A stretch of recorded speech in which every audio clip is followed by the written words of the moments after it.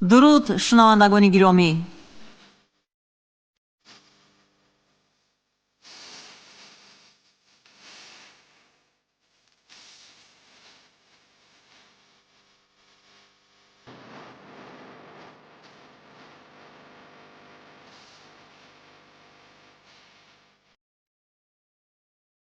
گفتارمان را از سلسله خوانش ادبی آغاز می‌نماییم. با توجه شما بازگوی کتابی اساسگذار صلح و وحدت ملی پیشوای ملت پرزیدنت جمهوری تاجیکستان محترم امام علی رحمان چهره‌های ماندگار، راوی علیزاده عبدالرشید خوجامخو. گفتار 62.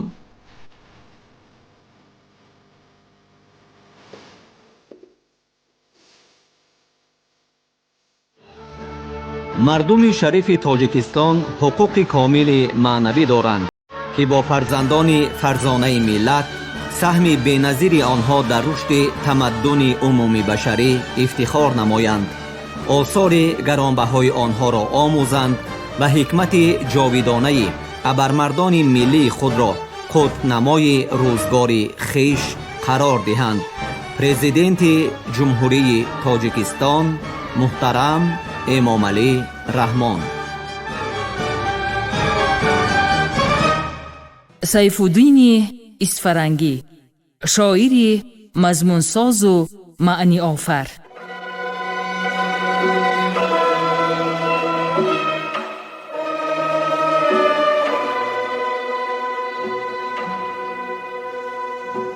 در پیشگفتار دیوان سیفالدین اسفرنگی مرتب راجع به زندگی، ایجادیات و فرایند پژوهش آثار این شاعر بزرگ معلومات مهم و ارزشمند پیشنهاد نموده است. خواننده می تواند از آن درباره پهلوهای ناروشن زندگی، تاریخ تولد، طبق گزارش سرچشمه‌های ادبی و اشارات خود شاعر، خانواده، وضع محیط اجتماعی مناسبی که برای پرورش چنین شخصیت فاضل و خردمند مساعدت کرده است آگاهی به دست بیاورد. سیفالدین اسفرنگی هنوز در زمان زندگی خود در بین علم و ادب زمانش شهرت یافته و اعتبار آن بعد سری شاعر نیز امتداد پیدا کرده است.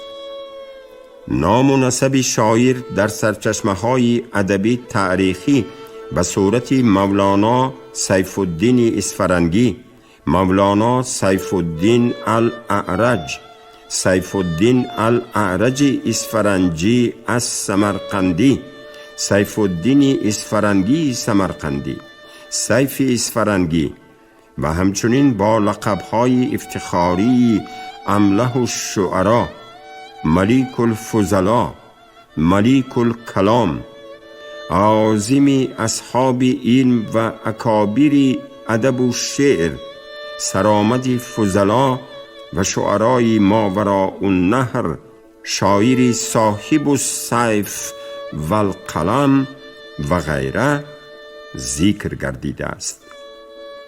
سخنور معروف عصر 14 مسعود دهلوی مقام و منزلت علم و ادب سیفالدین اسفرنگی را چنین ستایش کرده است: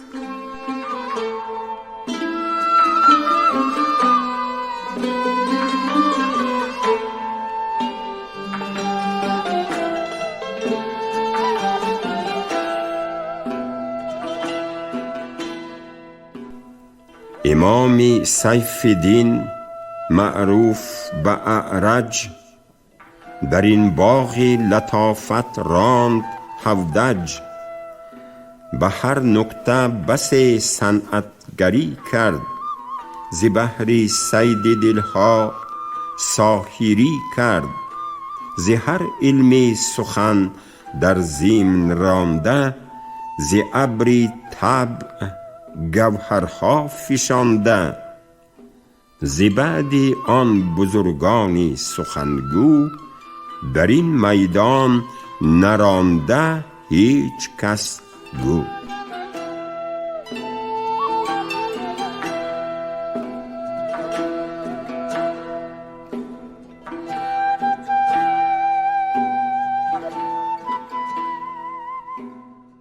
دانندگان راز ایجاد آگاهند که ارزش هر اثری بدیعی وابسته به ظرفیت ذهنی و صفت و ماهیت محصول ایجادی ادیب ارزیابی می گردد. اگر مشکلی فرایند شناخت تنها با ذکر این نکته حل نمی شود، زیرا برای درک و شناخت پیام و واقعیتی که در اثر بدیعی تصویر شده است، نقش قابلیت ذهنی، ذوق و سلیقه، دیدگاه و تجربه خواننده نیز مهم است. از این رو خوانندگان رازجو و تشنگان آب زندگی وابسته به اندازه درک و شوق و شور باطنی خویش می توانند از این بحر معنی جرعه نوش کنند و تشنگی خویش را بشکنند.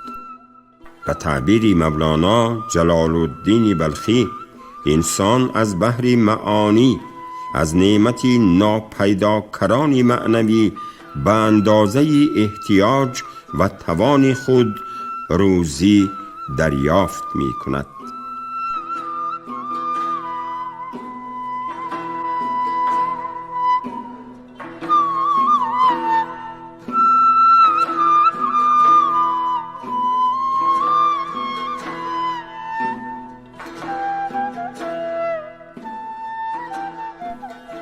گر بریزی بحر را در کوزه، چند گنجد قسمتی یک روزه.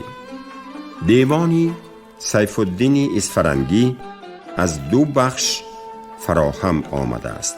بخش یکم دیوان شامل غزلیات، قطعات، ترکیب بند و ترجیع بندها و رباعیات بوده.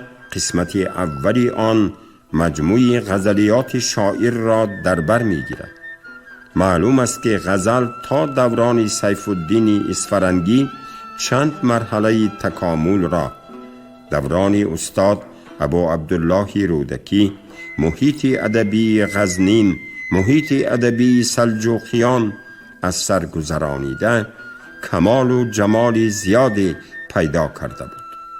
خوشبختانه در غزلیات مولانا سیف الدین اسفرنگی این مرحله های رشد غزل و اعتدال کمال و جمال واضح و روشن مشاهده می شود. روشن است که هر شاعری صاحب سلیقه مجموعی دانش و تجربه های هنری و مهارت های ایجادی گذشتگان خود را خوب آموخته در فرایند ایجادی از بهترین نمونه های آن به خوبی استفاده می نماید.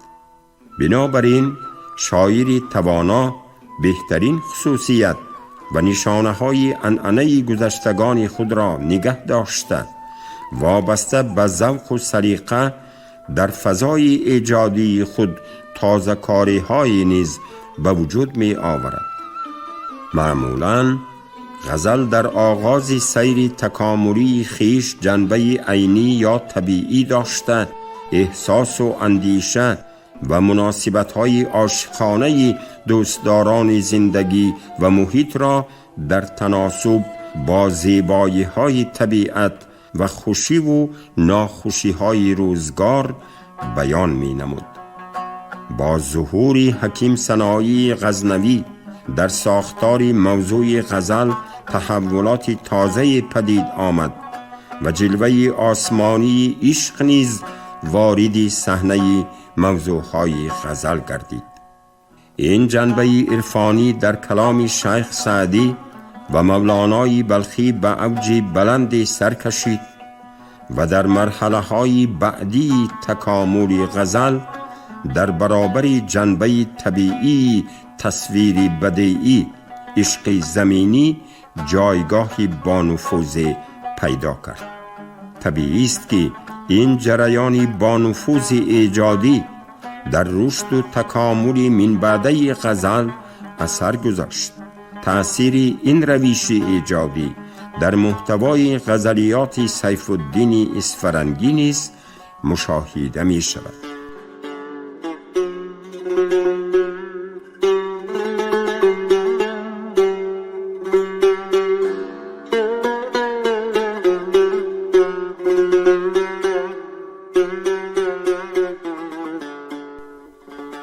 عاشقی از گزاف کاری نیست، آسمانی است اختیاری نیست.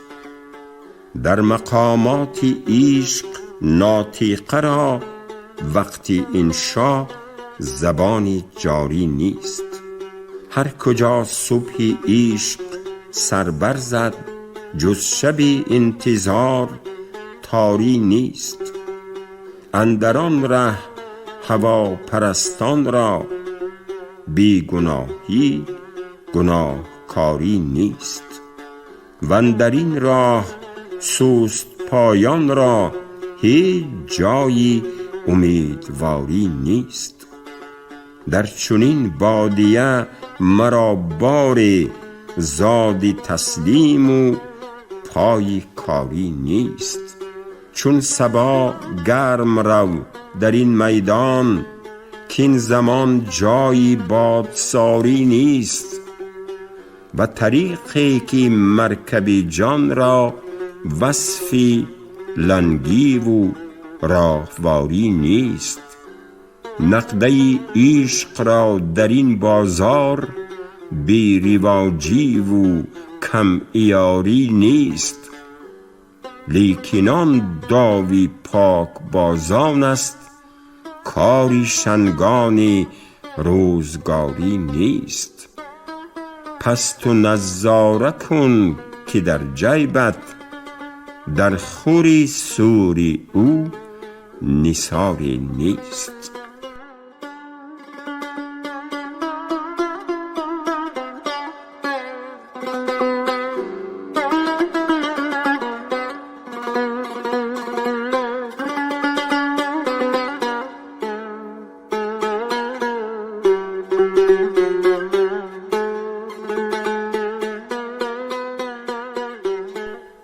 همچنین در غزلیات شاعر رنگ و بوی، جذبه و کشیش و دیگر جلوه های عشق زمینی نیز فراوان دیده می شود.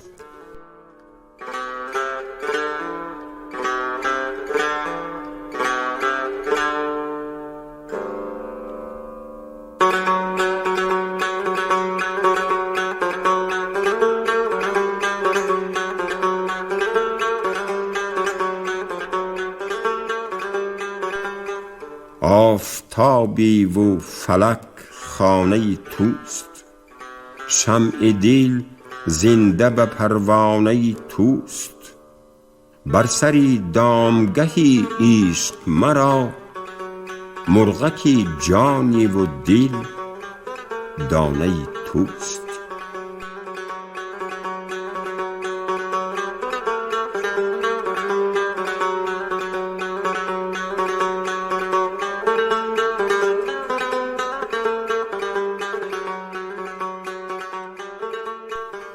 ای گلشنی جان هوای کویت، هم خوابه دل خیالی رویت.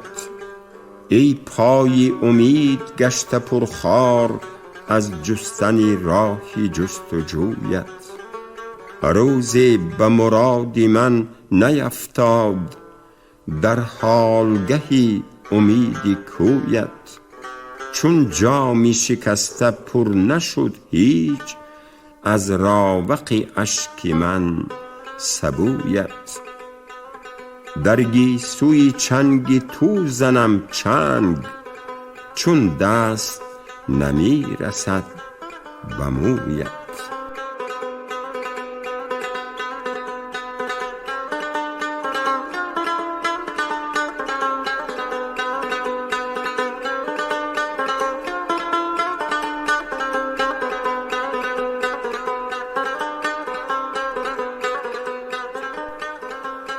از بس که ذهن شاعر آیینه‌دار حوادث زمان است، همه مناسبت‌های اجتماعی که در صحنه روزگار نقش بندی می‌گردند در این آینه انعکاس می‌یابند.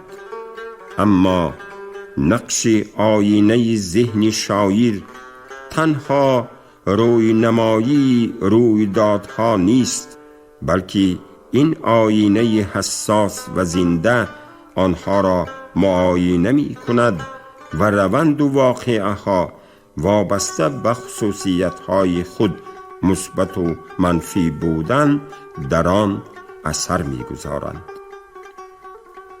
رفتارهای مثبت در وجود شاعر احساسی شادی و نشاط پدید می آورند و برعکس مناسبت‌های ناصواب باعث غمگینی و اندوهناکی شخص شاعر می گردند.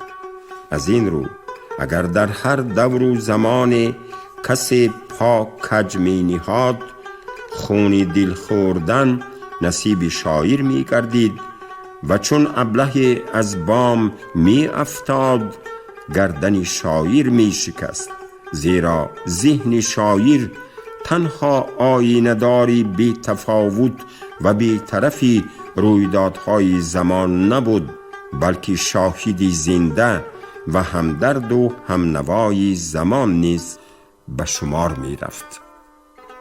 طبیعی است که ناخالصی رفتار، دروغ و بیوفایی و دیگر فتنه و فسادهایی که مناسبتها را تیره و دلها را محزون و رابطه های دوستی را پریشان می کرد، در قلب شاعری بیدار شور و هیجان و طوفان نارضایتی برمی انگیخت. این احساس ناراحتی به صورت شکایت در غزلیات او تجلی یافته است.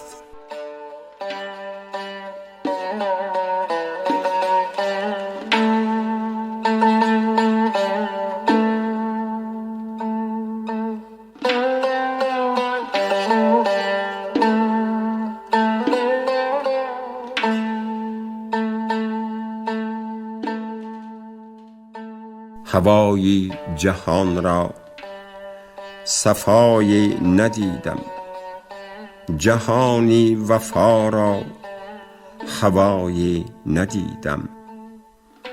غم آباد ایام را آزمودم، به از کنج عزلت سرای ندیدم.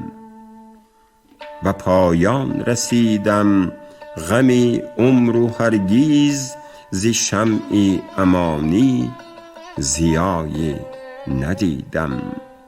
چو در روز بازار اقبال دونان، متاع سخن را بهای ندیدم.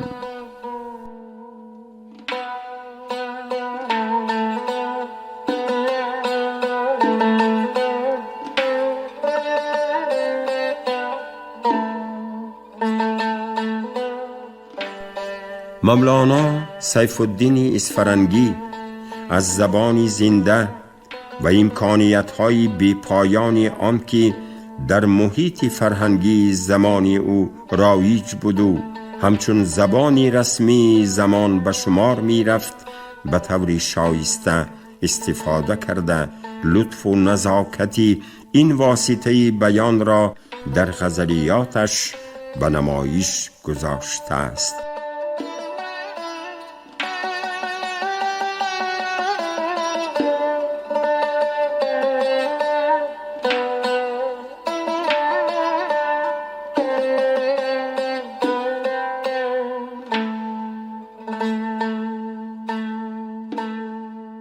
تا دلم را پای بر سنگ آمده است، جان من از خویشتن تنگ آمده است. صبر بی سنگی مرا در راه عشق، شیشه امید بر سنگ آمده است. گر تو رنگی عشق می دانی مگو، کان فلان از آب بی رنگ آمده است.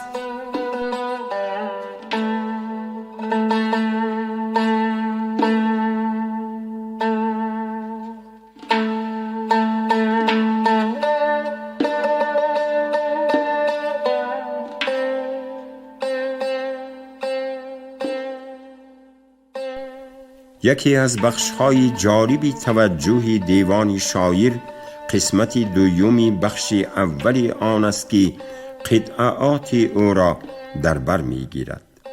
قطعه در ادبیات عصرهای 12-13 جایگاه خاصی داشته. شاعران از این شکل شعر برای بیان مطلبی استفاده می کردند. چنان که از مطالعه دیوان معلوم می گردد، قطعه در ایجادیات این شاعری توانا یکی از پربارترین نوعهای شعر به شمار می رود. قطعات که در ستایش یا حجو شخصیت‌های تاریخی زمان شاعر سروده شده اند، برای محققان تاریخ و ادبیات می توانند همچون سرچشمه مهم ادبی تاریخی خدمت نمایند، زیرا در آنها خصوصیت و خصلت‌های شخصیت‌های تاریخی بیان گردیده است که برای مشخص نمودن خصلت و خصوصیت‌های آن شخصیت‌ها مساعدت می‌کند.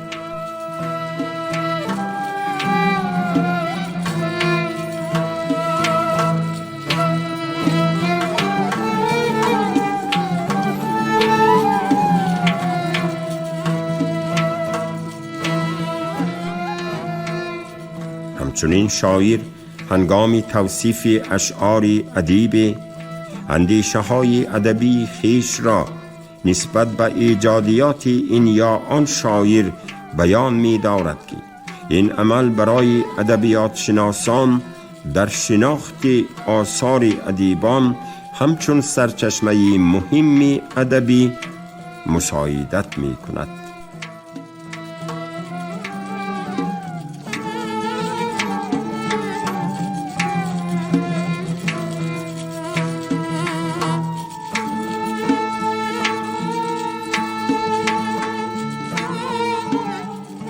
ای شهاب الدین بجانی تو که یاد شعر تو، مر بیان را می کند چون کلک تو گوهر فشان. هر شب پیدا شود درهای صافی 100,000 زاب بحری شعر تو در رود نیل آسمان. چون سفینه تا روان شد لفظ تو در بحر شعر، همچو لنگر می نماید شعر جمله ناروان. طبع معنی زای تو در بحر فکرت هر شب، کله بندد از گوهر بر شاهراهی کهکشان.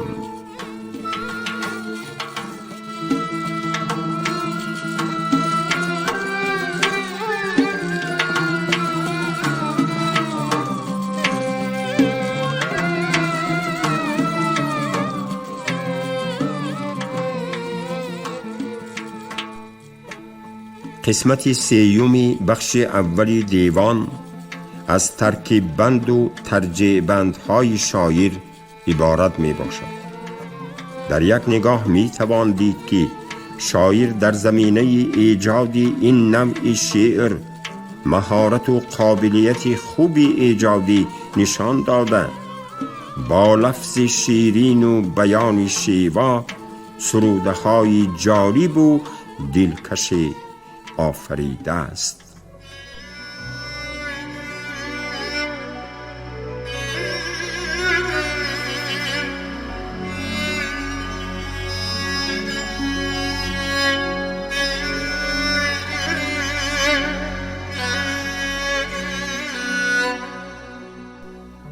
جایی است اگر جهان بخندد، از برگ شکوفه جان بخندد.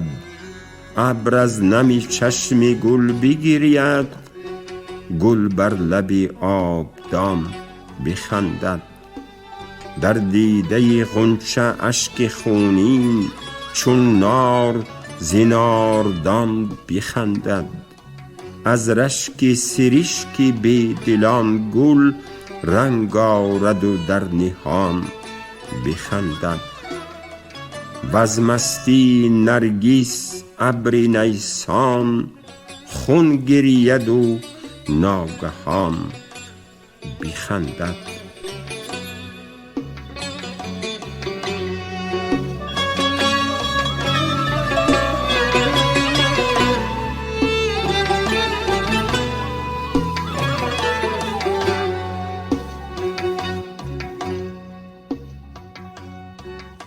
یک بخش مهمی ایجادیات شاعر را رباعیات تشکیل می دهند. مولانا سیف الدین اصفرنگی در سرودن رباعی نیز مهارت و قابلیت خوبی هنری نشان داده، در این چارچوبه محدود اندیشه های بلند و پرحکمت بیان کرده است.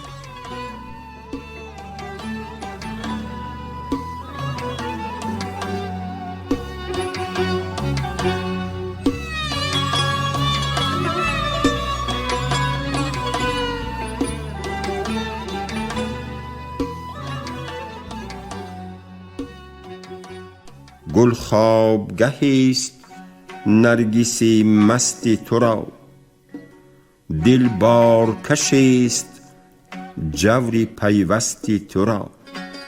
این چنگ که بی زبان سخن می گوید، تحسین کرده به 10 زبان دستی تو را.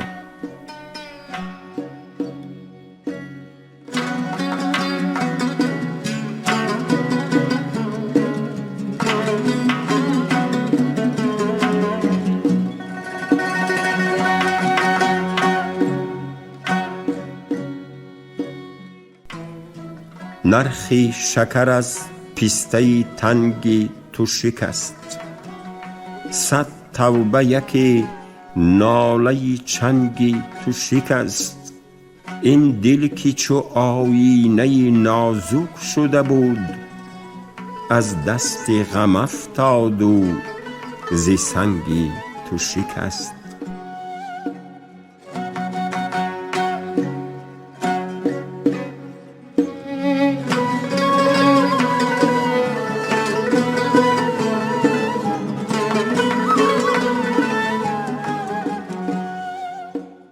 ای آبی شکر برده دهانی تنگت، پیرایه ماه طره شبرنگت.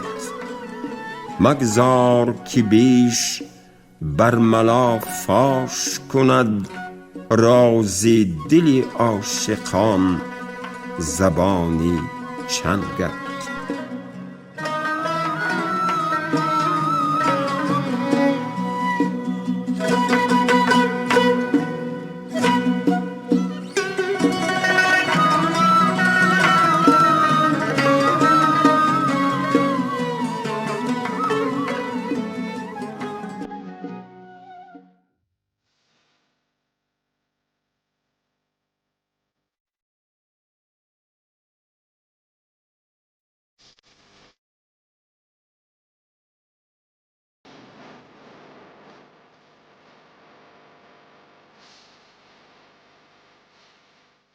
شما گفتار 62 را از روی کتاب اساسگذاری صلح و وحدت ملی پیشوای ملت پرزیدنت جمهوری تاجیکستان محترم امامعلی رحمان چهره های ماندگار در قرائت راوی علیزاده عبدالرشید خوجامقل شنیدید. کارگردان شیرعلی نقزلی، منظم آواز کریم طالباف.